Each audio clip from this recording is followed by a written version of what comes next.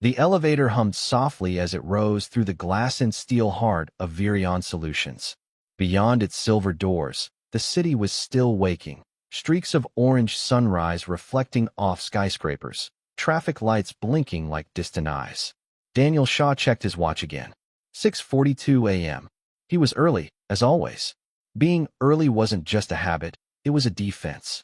In an office where everyone fought to be the sharpest mind in the room, Daniel had learned that quiet time before the chaos was the only time he truly felt in control.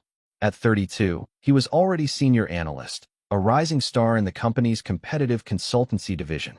The next promotion, director of strategy, was practically his. Or it should have been. The elevator chimed on the 42nd floor, the company's elite executive suite, a floor most employees never saw. Daniel stepped out into the silent hallway, shoes echoing on polished concrete, and scanned his access card on the glass door. Green light. Good. Inside, the open-plan office was dim, lit only by the faint glow of monitors left in standby mode. Rows of empty desks stretched like silent soldiers. Daniel liked it that way. The stillness before the day devoured him. He walked past the glass-walled boardroom and into his cubicle, tossing his leather bag under the desk. But something caught his eye. A note, folded neatly and placed directly on his keyboard. Daniel frowned. No one else was here. He reached for it, fingers hesitating. It wasn't company stationery, plain white paper, no logo. Inside, a single sentence in clean, typed font. You're not as alone as you think. A strange chill traced his spine. It had no signature, no context. He looked around. Empty office, silent printers, the distant hum of the HVAC. Probably a joke. HR was doing some team engagement nonsense last week. Probably leftover. Still, he tucked the note into his pocket. By 8:30, the office had transformed. The silence was gone, replaced by the steady clatter of keyboards, low conversations, the occasional fake laugh from one of the managers. Daniel was in a meeting with Sarah Klein, his manager, and Miles, another analyst. Older, lazier, and Daniel's only real competition for the promotion. Sarah's tone was crisp as ever. We need a proposal for the Hembry acquisition by Friday, and it needs to be airtight. Daniel, you'll lead. Daniel nodded. Already started on the numbers. I'll have a preliminary draft by tonight. Miles smirked, leaning back in his chair. Try not to overcomplicate it this time, champ. Simplicity wins deals. Daniel ignored the jab.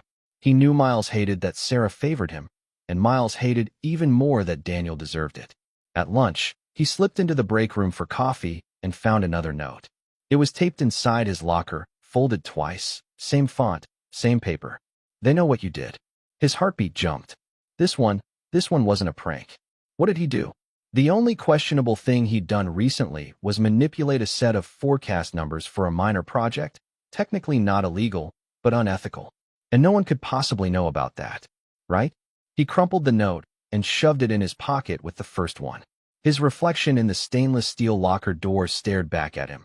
A little too pale, a little too unsettled. The rest of the day was a blur.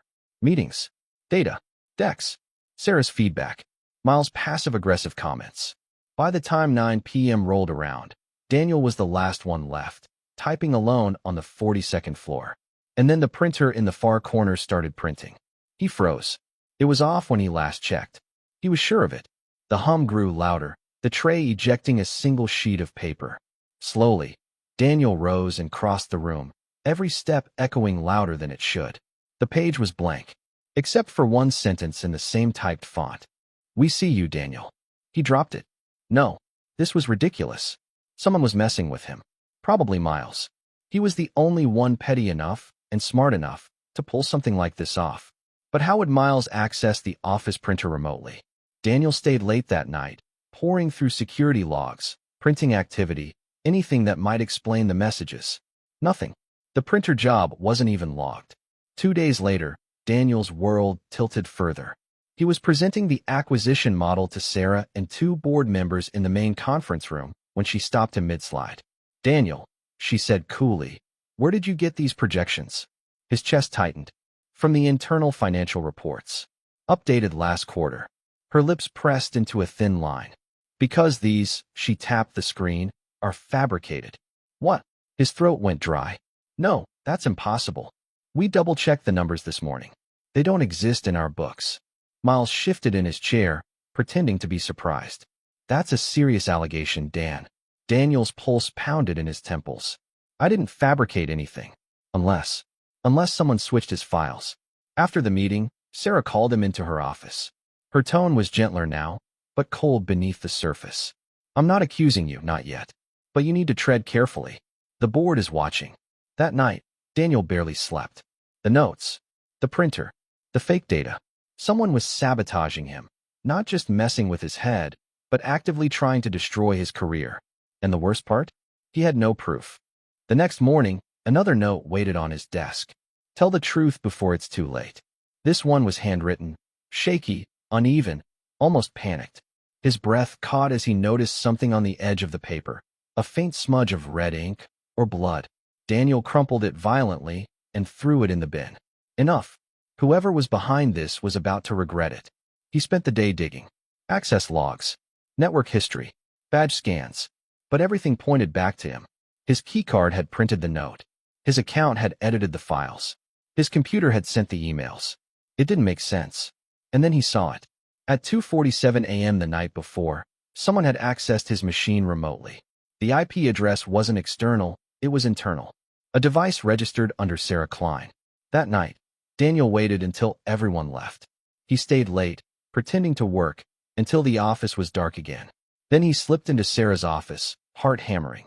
Her laptop was docked on the desk. Password protected, of course. But her drawer, locked, but easily pried open with a metal ruler, held something stranger. A folder. Inside, printed emails, screenshots of his browser history, fragments of internal messages, all centered around him.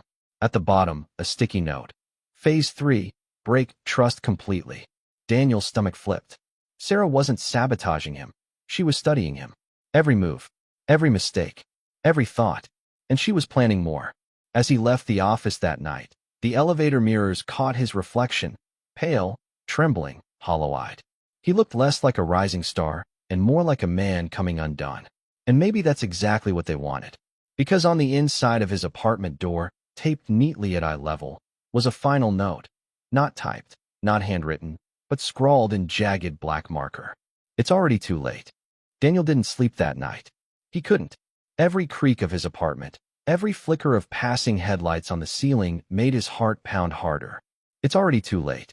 The words circled his mind like vultures, circling, waiting for the final collapse. By morning, he'd reached a decision. He wasn't going to be the prey anymore.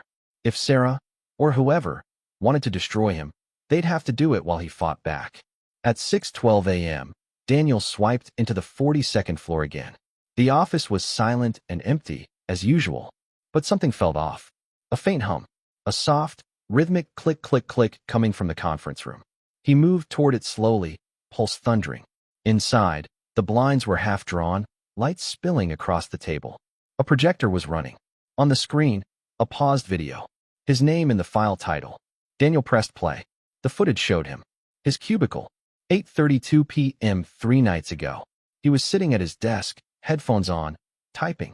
But then, in the corner of the frame, a figure, moving behind him, opening his drawer, swapping a flash drive. Daniel froze. The camera quality was grainy, but the figure's silhouette was unmistakable. Sarah. He scanned the rest of the video.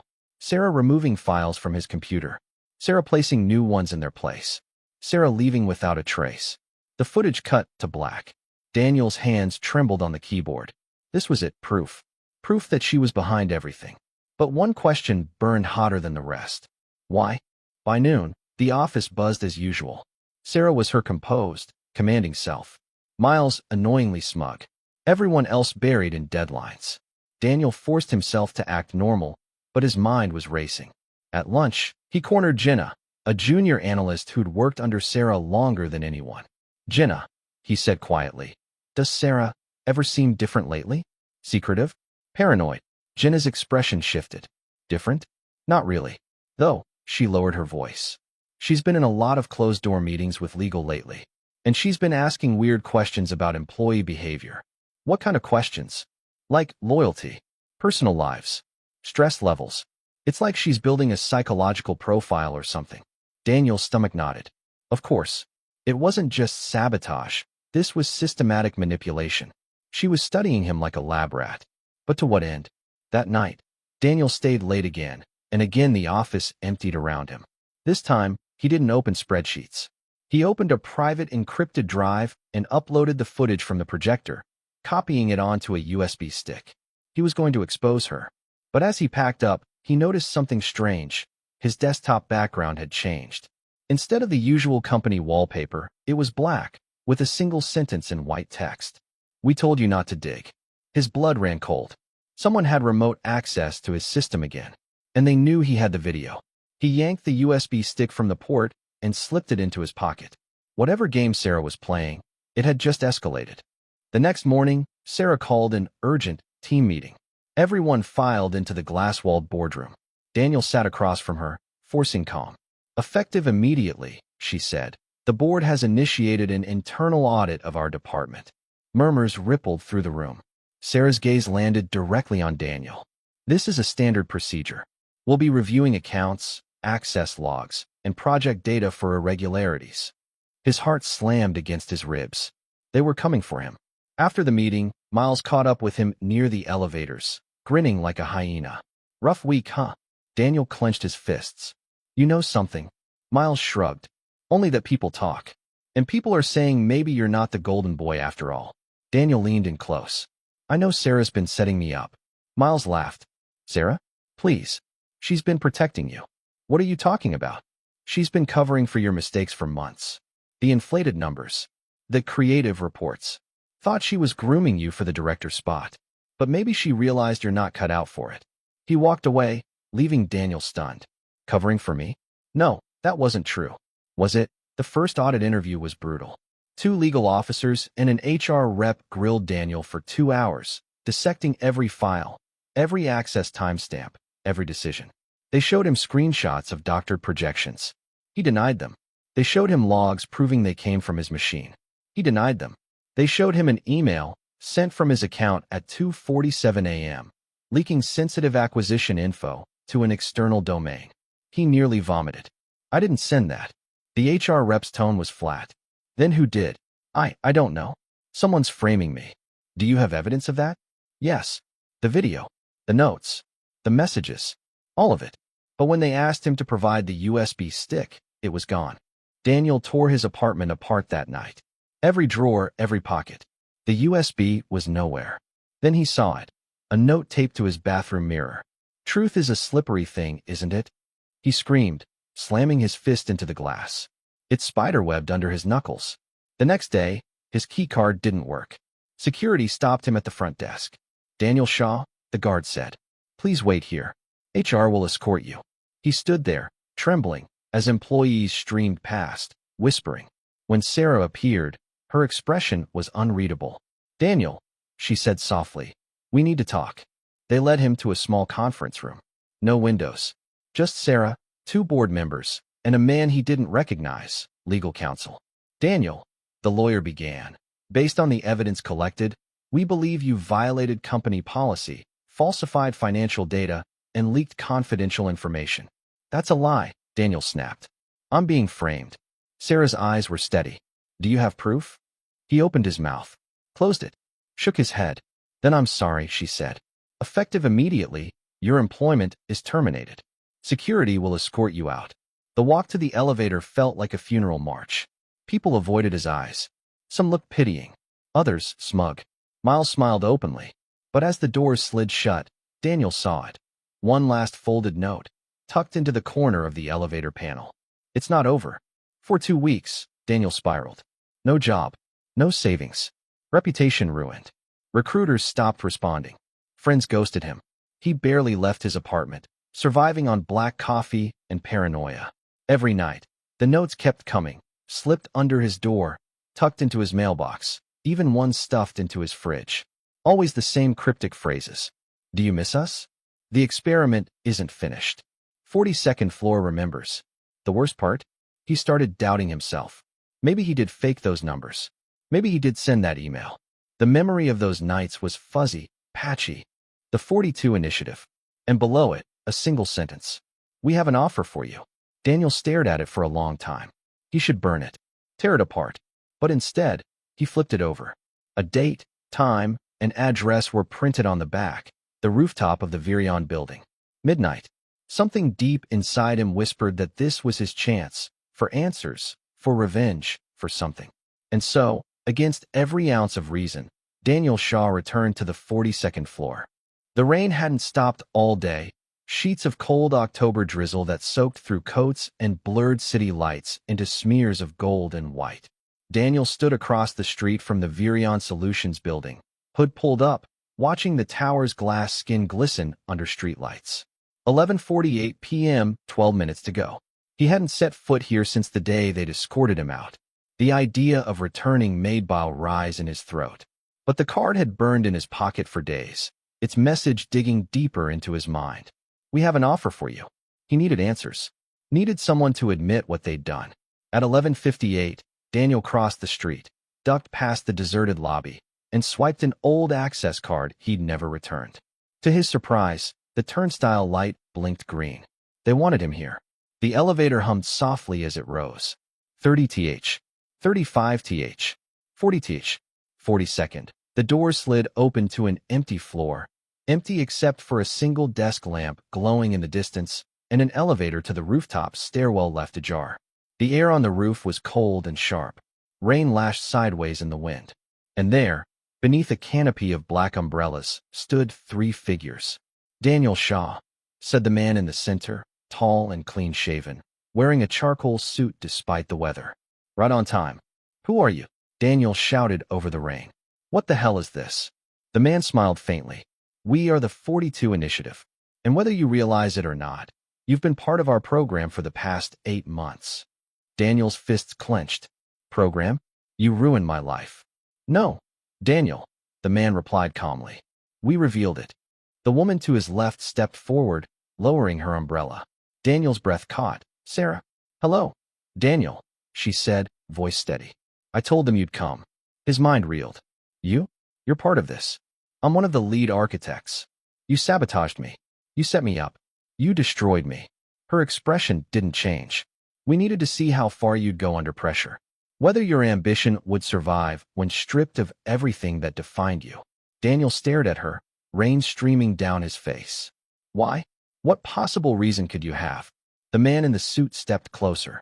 We study resilience, control, leadership under extreme psychological conditions. You were one of 12 candidates, the most promising, the most driven.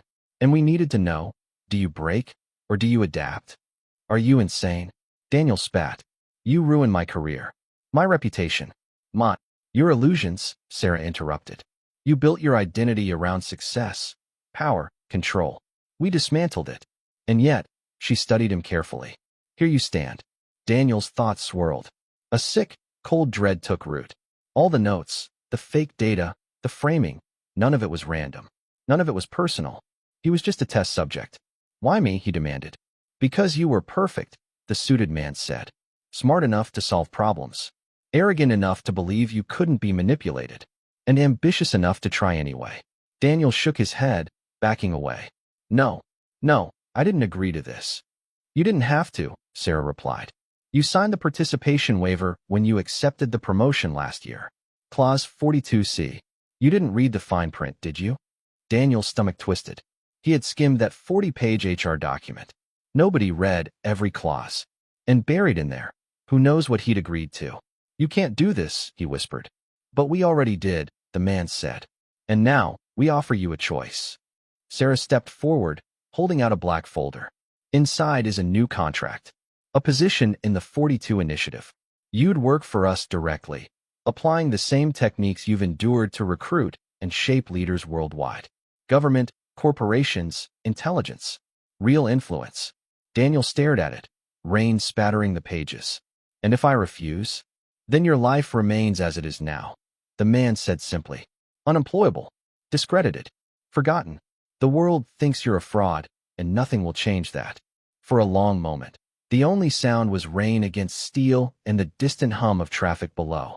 They were offering him the thing he'd lost, purpose, but at a price he wasn't sure he could live with. Why me? He asked again, softer this time. Sarah's expression almost softened. Because you're one of the few who saw the truth. Power isn't in the data. It's not in the boardroom. It's in the mind. Daniel looked down at the folder, fingers trembling. Every cell in his body screamed to throw it back in their faces. To walk away. To lie free of them. But another voice whispered, quieter but stronger, "You've already lost everything. What's left to lose?" 2 weeks later, Daniel Shaw walked into a private office on the 42nd floor, not of Virion Solutions, but of the 42 Initiative headquarters, a hidden division buried beneath a consultancy nobody had ever heard of. The halls were silent. The people wore no-name tags. And the work was nothing like he'd imagined. His job was not to crunch numbers. It was to watch. Clients paid millions for profiles on their rivals, competitors, even their own employees. Daniel's new team built psychological dossiers, designed stress tests, orchestrated sabotage, all under the guise of strategic evaluation. And Daniel was good at it. Better than he'd ever been at financial analysis. It terrified him how natural it felt. But the deeper he went, the darker it got. He read files on CEOs who'd been manipulated into resignations. Politicians pushed into scandals. Competitors driven to suicide. All experiments. All proof of concept. And then, one afternoon, he stumbled onto a file that made his blood run cold. Subject: Daniel Shaw. Status: Phase 5, Compliance Evaluation. Observation: Subject displays increasing acceptance of operational philosophy. Loyalty metrics trending upward. Recommend final phase initiation. Final phase? That night, Daniel confronted Sarah in her office, a minimalist glass cube overlooking the city. She was sipping tea, reading a report. "What is Phase 5? He demanded. She looked up, unfazed. "The final test. I thought the test was over." "It never ends," she said softly. "It just evolves." He slammed his hands on the desk. "You're still manipulating me." "Of course we are. That's the point. Everyone is manipulated, Daniel. Most people just never realize it." "And if I refuse?" Sarah smiled faintly. "Then maybe you fail the final phase. Or maybe you're not ready yet." That night, back in his apartment, Daniel stared at himself in the mirror. The man looking back wasn't the one who'd started this journey. He wasn't ambitious or hungry. He wasn't even angry. He was changed. Sharper. Colder. Less human. Maybe that was their goal all along. Not to break him, but to reshape him. But deep down, beneath the numbness, something still burned. A fragment of the man he'd been. And that fragment whispered one word: escape. The next morning, Daniel didn't go to work. He boarded a train headed north. Phone turned off, leaving the city behind. But as he settled into his seat, heart finally beginning to slow, a flight attendant approached him with a small envelope. "Mr. Shaw," she asked, "this was left for you." Daniel's fingers shook as he tore it open. Inside, a single note, typed in the same clean font he'd first seen months ago. "You passed." The train sliced north through the dark countryside, city lights fading into black fields and ghost-like rows of wind turbines. Daniel sat motionless in his seat, the envelope trembling in his hand. "You passed." The words stared back at him like a verdict. Past what? The experiment? The final phase? Or had this, too, been part of their design? Predicting he'd run, anticipating he'd try to escape? It didn't matter. He was leaving. He told himself that again and again. Leaving them. Leaving it. Leaving the version of himself they'd built. And yet, a part of him knew it wasn't that simple. 3 hours later, the train screeched to a halt at a quiet provincial station. Daniel stepped into the cold night, duffel bag slung over his shoulder. The rain had stopped, but the streets were slick and empty. He walked with no plan, just away. Away from the glass towers, the cameras, the endless watchful eyes. By dawn, he found a small motel off a deserted highway. The clerk didn't ask questions. He paid cash. No phone, no ID. A new start. For 2 days, he didn't leave the room. He barely ate. He slept in jagged bursts, haunted by fragments of conversations, Sarah's steady eyes, the suited man's calm voice. Everyone is manipulated, Daniel. Most people just never realize it. He tried to convince himself it was over. But paranoia clung to him like static. Every knock on the door made his chest tighten. Every creak of the floorboards made him flinch. On the third night, he woke to silence, a silence too deep, too intentional. His alarm clock blinked 3:42 a.m. And then he saw it. A slip of paper under the door. Open the blinds. Daniel froze. His breath caught in his throat. Slowly, mechanically, he crossed the room and peeled back the curtains. Across the empty parking lot, a car idled under a flickering street lamp. Headlights off, engine humming, and behind the wheel, barely visible, Sarah. He bolted. Out the back exit, into the freezing night air, heart racing. His mind screamed run, so he did. Through the alley, over a fence, down a side road until his lungs burned. But no matter how far he went, a black sedan always seemed to be one turn behind him. By sunrise, Daniel had found a bus terminal and boarded the first outbound route. West this time, deeper into nowhere. He didn't care where it went. He just needed distance. But as the bus rumbled down the highway, he noticed something chilling. The driver's badge bore the logo of a company he recognized, Virion Solutions. His palms went slick with sweat. Was it coincidence? A ghost in his head? Or were they everywhere? Days blurred into weeks. Daniel hopped buses, switched motels, used fake names. Yet no matter where he went, the signs followed. A folded note slipped into his pocket while he slept. A stranger on a train reading a file labeled Subject 42. A TV interview about corporate espionage quoting Sarah word for word. And then came the worst of them all. He woke one morning in a remote cabin he'd rented with cash. Isolated, unreachable, to find his laptop open on the table. He hadn't brought a laptop. The screen displayed a single sentence. You're still in the program. The breaking point came 2 months later. Daniel had taken refuge in a small coastal town, working night shifts at a diner under a false name. He kept his head down. He spoke to no one. For the first time in months, he almost believed he was free. Then a man sat at the counter one night, mid-40s, gray suit, briefcase. He ordered black coffee and a slice of apple pie. Nothing unusual, until he slid a folded piece of paper across the counter. Phase 6 begins tomorrow. Daniel stared at him, heart hammering. Who are you? He whispered. The man smiled. You know who I am. I'm not doing this anymore. The smile didn't fade. You already are. That night, Daniel walked to the edge of the pier and stared out over the dark ocean. He'd run halfway across the country. He'd abandoned everything. And still, they were here. Maybe they were right. Maybe there was no escape. Not from them. Not from the experiment. Not from himself. Because the more he thought about it, the more he realized they didn't need to follow him. They didn't need to plant notes or watch him through cameras. They'd already done the real work. They'd built the cage inside his mind. The next morning, Daniel woke with a new clarity. He stopped running. Instead, he took the train back to the city. Back to the glass towers and humming elevators. Back to the 42nd floor. Security didn't stop him. The receptionist smiled like she'd been expecting him. And when the elevator door slid open, Sarah was waiting, calm, composed, as if no time had passed. Welcome back, Daniel, she said softly. I want answers, he said. All of them. She nodded. Then follow me. They walked past familiar hallways, past conference rooms and break areas, until Sarah stopped before a steel-reinforced door Daniel had never noticed before. She pressed her palm to a biometric scanner. The door hissed open. Inside was nothing like an office. It was a control room, a wall of screens, each showing feeds of people, boardrooms, bedrooms, classrooms, prisons, data streams, psychological profiles. Every screen labeled subject and a number. Daniel's breath caught. What is this? The heart of the initiative, Sarah said. Every experiment, every subject. All running simultaneously. Why? He whispered. Because this is how the world really works, she said. Corporations, governments, social movements. All of them shaped by psychological architecture. We don't react to the world, we design it. She turned to him. And now, so do you. Daniel stared at the screens. Faces flickered past, some laughing, some crying, some breaking apart. All of them unknowingly shaped by forces they'd never see. It was monstrous, terrifying, and yet, it was also beautiful in its precision. None of them know? He asked. Sarah smiled. Of course not. Just like you didn't.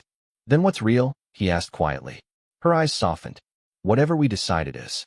Later that night, Daniel stood alone in the boardroom overlooking the city, the same one where it all began. Cars traced white lines across the dark streets. Office towers blinked in steady, patient rhythm. He realized then that there would be no end. There was no escape, no final phase, no last test. Because the truth was never about breaking him.